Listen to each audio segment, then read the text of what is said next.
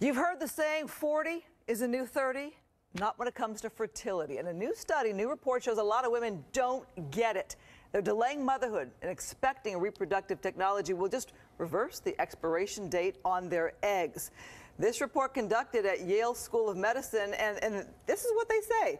We see patients upset after failing and having their own biological child after age 43. The reaction, what do you mean you can't help me? I'm healthy, I exercise, I cannot have my own baby? Well, check out these figures. This is from a 10-year period, basically, a 41% increase in women age 41 and over seeking in vitro fertilization for assisted reproductive technologies.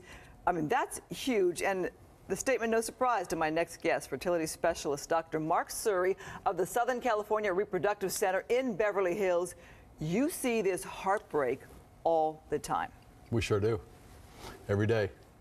What do you want to say to women?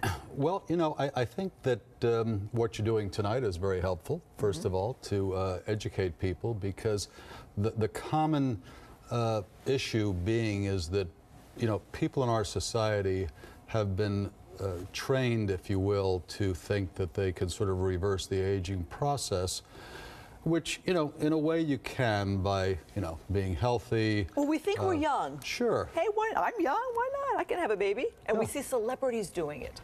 Well, you know, you don't know how they're doing it. Exactly. Because there are lots of technologies now that can be helpful. And one of them has to do with something called ovum donation.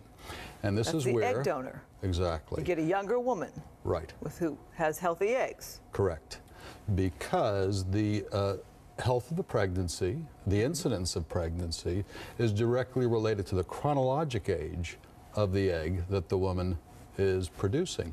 Is that a little bit of a secret, though? We see more mature women having these babies, but they're not always telling people or telling society that they used an egg donor. That's perhaps true. So, you know, it's a very common phenomenon. It's a common technology. It works very, very well. But, you know, it's a process, as many are, that people have to evolve into. The average patient who is in their 40s wants to try something else first. They want to try on their own first. Sure they do. And you know, it's a process where occasionally it's successful, clearly. But if you look at statistics, there is... low. Yeah, there's a logarithmic decrease in fertility as we age chronologically, and this has to do with the genetic content of the embryo that's produced. Right. Because you can carry the baby with the donor egg. You just don't produce any more eggs after a certain age.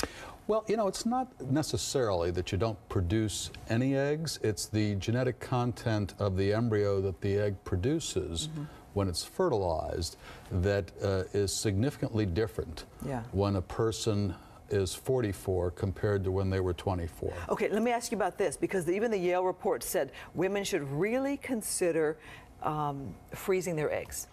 You know, it's a technology now that has come of age. Now, what I mean by that is that the way in which we're able to cryopreserve ova, unfertilized eggs now, by a technology called vitrification. It's like a flash freeze, and it works much, much better than the technology that we used to use. Okay, I'm almost out of time. I want to ask you, at what age should women consider that?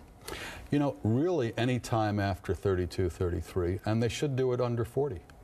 Okay, you heard it here. Dr. Mark Surrey, thank you so much for coming in, because I know you're a big advocate of letting women know, and it's almost, I wonder if it's almost like a crisis state that women are just not thinking about this in time. Probably true. All right, thank you, sir, for coming in. Thank you. Jeff, over to you.